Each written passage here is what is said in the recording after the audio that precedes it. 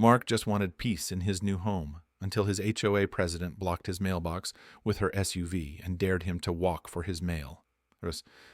Cynthia Whittaker ran the neighborhood like a petty kingdom, handing out fines and silencing neighbors with fear. But Mark found a legal loophole, bought the curb she abused, and had a fire hydrant installed right where she used to park. And just wait until you hear how this quiet veteran turned HOA tyranny into poetic justice. Mark Thompson thought he was done with chaos.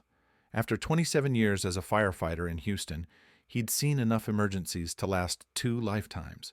So, when he bought a modest ranch-style home on a quiet street in Willow Glen, a sleepy Texas suburb, with manicured lawns and Christmas lights that stayed up too long, he figured the biggest drama he'd face might be a squirrel in the attic or a busted sprinkler head. He was wrong. 2 weeks after moving in, Mark stepped outside one morning and froze. A white Cadillac Escalade, pristine, oversized, and aggressively parked, sat squarely in front of his mailbox, not just close to it, directly in front of it, bumper to bumper with the post. No way for a mail carrier to reach it without getting out. No way for Mark to receive his mail. At first, he thought it was a mistake. Maybe a visitor. A moving crew. But then he spotted her, Cynthia Whittaker, seated comfortably on her wraparound porch, just across the street, cradling a steaming mug that, upon closer inspection, read in large block letters, HOA President for Life. Their eyes met. She didn't wave. She didn't nod. Just raised her mug in a slow, deliberate sip, like she'd been waiting for him to see it. Trying not to jump to conclusions, Mark walked over, knocked on her door, and introduced himself. She opened the door just wide enough to lean against the frame. "Hi, I think you may have parked in front of my mailbox by accident," he said, voice calm but firm. "The mail truck skipped me today." Cynthia didn't blink. "That curb's public property," she said, tone syrupy but sharp. "First come, first served." Mark stood there a second, trying to decide if she was joking. "You want mail," she added, smiling. "Walk to the post office." Then the door closed. No apology, no, "I'll move it." Just the sound of the deadbolt sliding into place. Mark stood there for a long moment, still holding the welcome to the neighborhood plant his daughter had dropped off. In that instant, it became painfully clear. Peace and quiet weren't part of the HOA agreement. And Cynthia Karen Whittaker wasn't just a neighbor. She was the gatekeeper of a kingdom she clearly believed she ruled. And Mark? He had just walked straight into enemy territory. What started as an irritating inconvenience quickly turned into a full-blown campaign of passive-aggressive warfare. Every morning, like clockwork, the white Escalade was back in front of Mark's mailbox. Cynthia didn't even try to pretend it was anything other than intentional. Sometimes she left the engine running while she watered her lawn. Sometimes she just sat inside, scrolling on her phone, shades on, as if daring him to do something about it. Mark tried diplomacy. He left a polite note on her windshield asking her to consider other parking options. The next morning, that note was torn in half and tossed into his flower bed like confetti. A second note, crumpled and shoved inside his mailbox, along with a sticky reminder that tampering with HOA property was a serious offense. Frustrated, Mark called the city's parking enforcement office. They listened, they sympathized. Then they checked the property lines. The short strip of land between the curb and sidewalk was technically unzoned and unregulated. Legally, Cynthia could park there every day for the rest of her life, and she knew it. But Cynthia didn't stop at just a parking. Over the next week, Mark began receiving official violation notices from the HOA. First, a warning for an inappropriate flag display, a perfectly folded American flag mounted on his porch, the same kind he'd flown his entire adult life. Next came a citation for unsanctioned lawn decorations. The offense?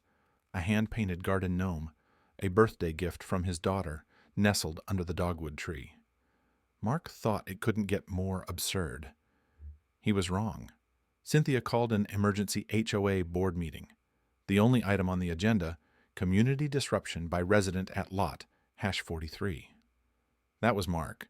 She fined him $250 for unneighborly conduct, a charge so vague it could have meant anything. or nothing at all. Mark sat through that meeting in silence, watching as Cynthia read from a printed statement, surrounded by board members who nodded like bobbleheads. No one asked him to speak. No one looked him in the eye. It was clear. They weren't afraid of fairness. They were afraid of her. Afterward, as he stood in his driveway trying to collect his thoughts, a neighbor, an older man named Pete, walked by and gave a quick glance over his shoulder. He lowered his voice to a whisper.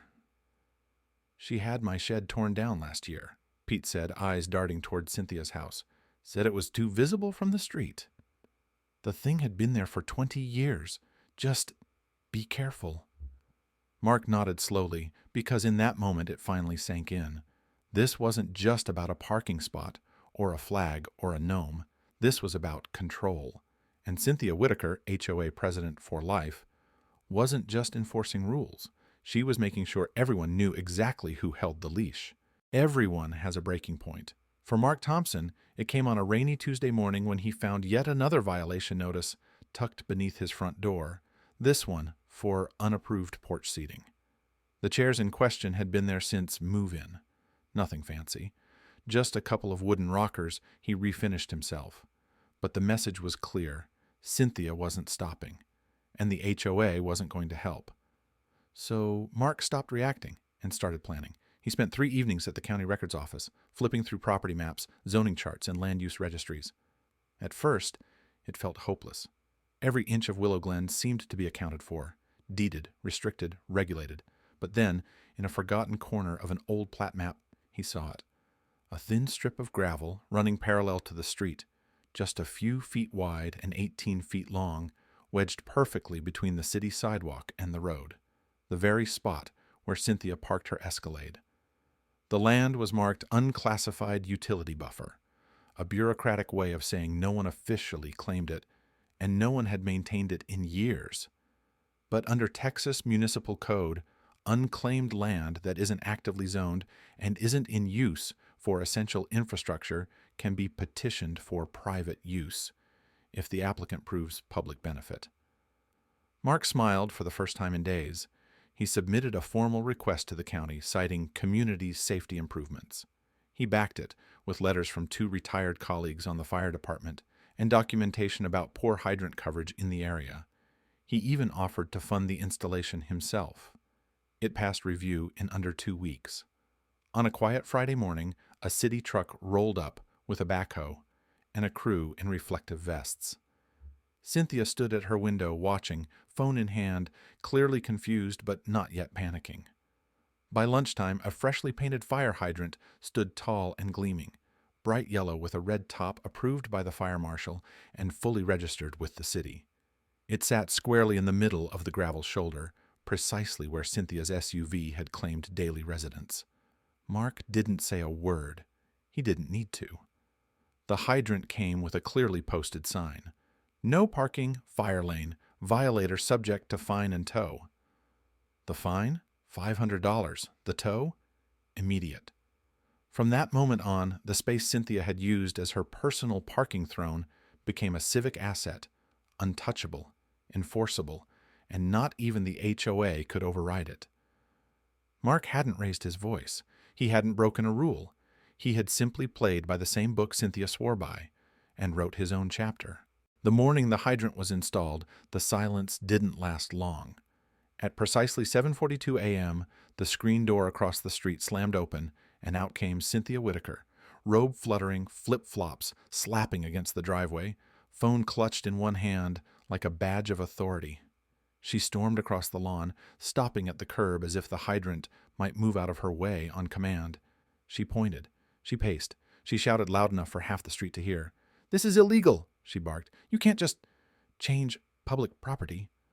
But Mark didn't flinch. He simply handed her a neatly printed packet, county permits, city approvals, stamped and dated. No emotion, no gloating, just facts. Still, she called an emergency meeting with the HOA board that same day. Mark didn't attend, but his neighbor Pete did. Later, Pete told him that the entire board sat frozen as Cynthia waved her hands and demanded the hydrant be removed. But there was nothing they could do. The board president herself had to sit and listen as their own legal advisor, brought in for clarity, quietly confirmed the obvious. Mr. Thompson followed every procedure to the letter. This hydrant is permanent. So Cynthia tried the city next. She called code compliance. She called the mayor's office. She even flagged down a fire inspector on a routine sweep, and each time she got the same answer. Improved access, enhanced safety, fully compliant. The cherry on top came a few days later when the local ABC affiliate aired a short segment during the evening news. Veteran improves neighborhood safety, HOA president not impressed. The footage showed Mark standing by the hydrant, arms crossed, speaking plainly about fire coverage and community preparedness. In the background, Cynthia's SUV sat in a different location, 2 blocks down, next to a row of trash cans. After that, everything changed. The violation notices stopped arriving. The passive-aggressive stares from Cynthia's porch disappeared.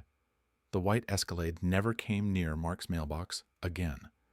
The American flag flew proudly from his porch, and the little garden gnome returned to its rightful place under the dogwood, now with a tiny plastic fire helmet Mark thought was a nice touch.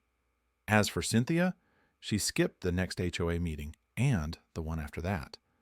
Eventually, someone else started sending out community emails, short, polite, and notably free of citations.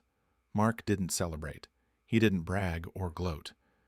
He simply got his mail every afternoon like any other resident, waved to his neighbors, and enjoyed the peace he'd earned, not by breaking the rules, but by learning them better than the person who once weaponized them.